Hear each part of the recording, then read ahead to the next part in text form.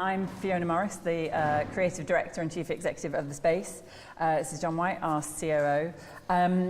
We are going to run through a PowerPoint presentation that will kind of go through various sections relating to the kind of development of a digital strategy.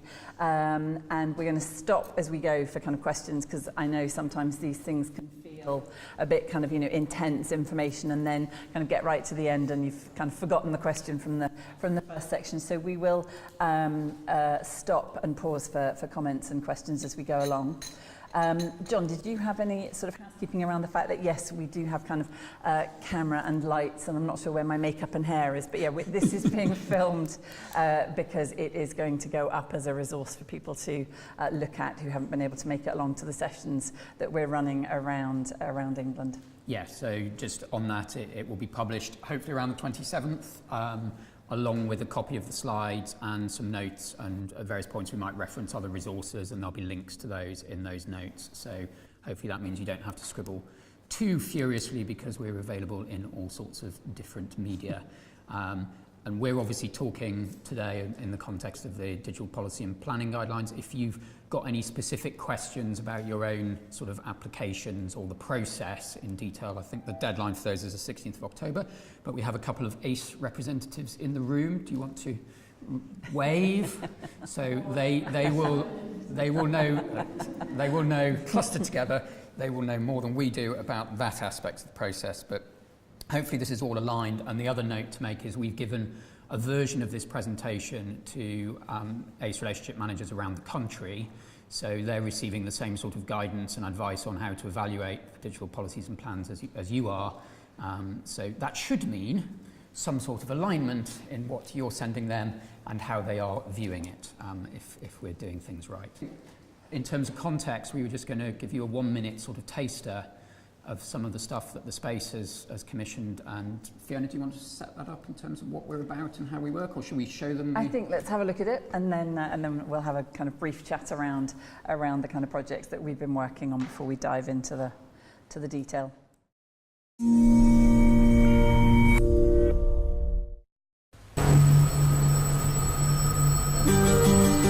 times of turmoil and times of trouble, we look to our poets for on-the-ground truth.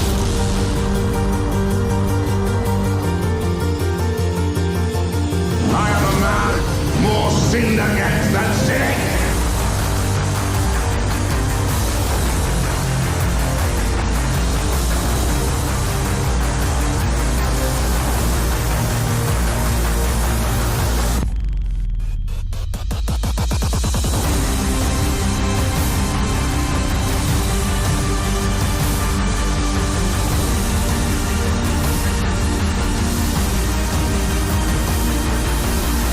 I belong here.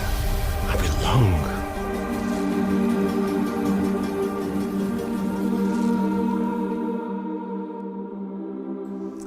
So a flavour there of some of the projects that we've been involved with over the last just under 2 years, and they have there are samples in there from projects that sit within our strand of activity called Capture, which is the kind of long form capture of existing live practice. There's some very small clips in there around the short form, what we call Extend or Lo-Fi Extend, looking at short form content across social media platforms, and then some of the Create Digital projects, which are projects born and distributed within the digital and online sphere. I guess what I would say as a preface to everything else that we're going to say today is that in that 2 years working with lots of different organisations around the whole UK, because we're also funded by Creative Scotland and Arts Councils of Wales and Northern Ireland, is that there is a great misnomer out there that digital is a thing. It's not. It's a really useful umbrella term that covers a lot of stuff. But when you're thinking about a digital strategy, it's not a thing that you can do. And when we're talking to artists and organisations, what we're trying to say is, look, let's just break it away from digital and actually look at two significant elements that you will be working on, and that is online audience engagement, what that means for you now that you can self-publish and engage with audiences in a whole new context, a new way, and a very interactive way. And then where are there new creative technologies coming through the digital arena that mean that you have opportunities to explore and experiment with what the entertainment experience of the future might look like. So we see those things as two quite separate areas, and I think a lot of what we'll talk through in the presentation is really trying to break it down into that, because otherwise I think there's a great sense that there are lots of other organisations out there who are doing a thing really well. They're doing digital really well. They're not. I can take you out into the commercial sector to lots of organisations who are having a horrible time trying to embed and understand what this new approach means, and across the arts sector. I think when I started in this role, having come from television into it, I expected to find probably the majority of organisations not really engaging with or entirely understanding what the opportunities around this might mean. What has surprised me is, listen, it's the majority. I mean, there are a very tiny handful of organisations that have had the resource and the abilities, therefore, to actually get ahead and engage digitally. And actually, some of those organisations where they were engaging, let's say, 4 or 5 years ago, or even 10 years ago in live event cinema, have actually now found themselves not future-proof. That whole sector has moved on so quickly that in actual fact we're now looking at a whole different set of approaches. So don't feel that in some way your organisation is behind on this. You're not. Everybody's in the same part of the process, which is that this is frontier territory and it is changing all the time, and the best thing you can do is to be pretty evolutionary in your approach to it, rather than just assuming that there is a set playbook to adopt and then you will be doing digital. That I'm afraid all of that doesn't exist and isn't possible, but hopefully in the presentation we can go through some thoughts around how to manage an engagement. So we are, yes, John and Fiona. The agenda for today's presentation follows the structure of the digital strategy that you're all working on. So a quick rehash of the NPO requirements around that. And then we've broken the presentation down into audiences, because a lot of this is very audience focused, and we think that's a really useful place to start in looking at the strategy.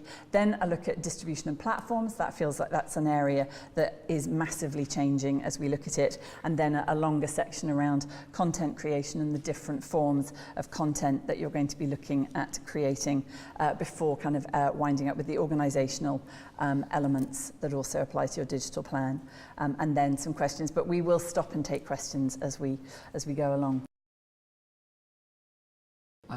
So in terms of the NPO requirements, as Fiona said, we're following broadly here the content that's in the digital policy and plan guidelines, and the requirement that you guys have got to submit those 2 separate documents to support your business plan. And I mean, in our perspective, if we were giving this presentation, say, in 4 years' time, those things would hopefully be able to sit as one single coherent document. And it's just really an exercise at this stage in sort of highlighting the digital aspects that you do. But they should, of course, be completely linked, your digital policy and planning, to your overall mission and objectives and what makes sense for you as an organisation.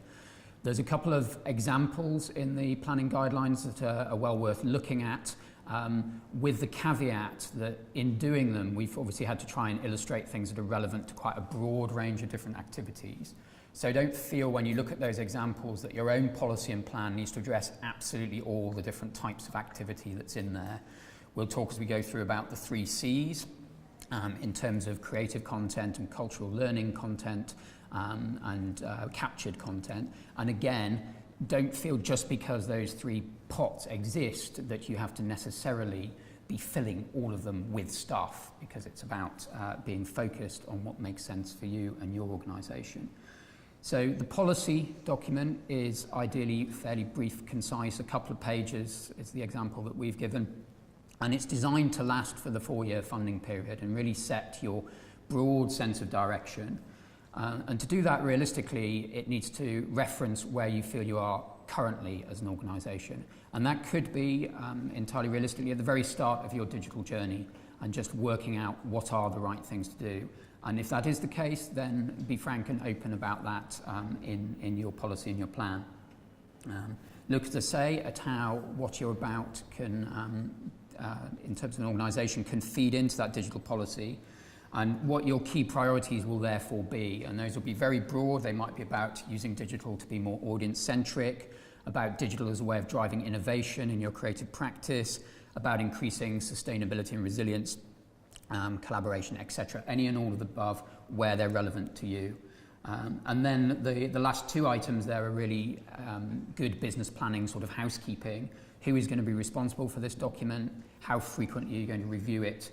How are you going to know in real headline terms that you've been successful in what you're trying to do?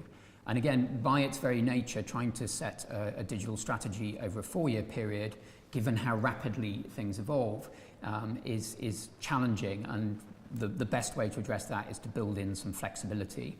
And that's most relevant, of course, when you come to the digital plan, which is just a really practical document looking at what you're going to do. And we would say, you know, in some degree of detail, what you're going to do in the first year, and then summarising your ambitions for following years, but really focusing on how you will learn from the first year, how you're going to feed that back into the process, evaluate and build, rather than feeling that you have to be prescriptive and have a crystal ball about what you're going to be doing in 4 years' time. And then the rest of what's on this slide is very similar to what you would do in a normal business planning process. So behind those top level objectives, you've identified some specific activities to make them happen. You've got a sense of targets that are the SMART targets, specific, measurable, etc. And key are realistic. Temptations to say to try and spread yourselves too thinly. So look at what is achievable, given the different focuses you've got, given the constraints on your resources, people, time, money, and that obviously feeds into having a good, sensible sense of budget, clearly in the context of a 4 or 5 page plan, in a very summary, top-level way. Sense of what the timeframes might be, how will you know if you're on track, and who is responsible for delivering those different activities in the organisation. And the sort of broad things that we've advised the relationship managers to be looking for in evaluating what you're submitting can be summarised by those 6 points. So that the plan is integrated with the overall business plan, that it's got buy-in across all the different departments in your organisation, teams or individuals, depending on what scale you're at. And we'll look in some of the case studies we talk about later at where things can fall over if you've got a digital plan and policy that has only got buy-in and participation from the marketing team, which is why it's quite refreshing today to see we've got people here from all sorts of different backgrounds, some of you from the marketing comms background, some of you from a broader sort of management or creative background, and that's great. And that's exactly the kind of thing that sits at the heart of Arts Council policy in this area, which is that digital should be pervasive in the organisation. And the best way to achieve that is to make sure in designing these documents that you're collaborating with colleagues, you're working together to create your vision of what you're trying to do here. Focused on your particular opportunities, and you'll see in the next section we think that audience really needs to sit at the heart of what you're doing here, for the reasons Fiona's alluded to. Good, realistic approach. And partnerships and outside suppliers are particularly important. Working the space, we're quite a small team.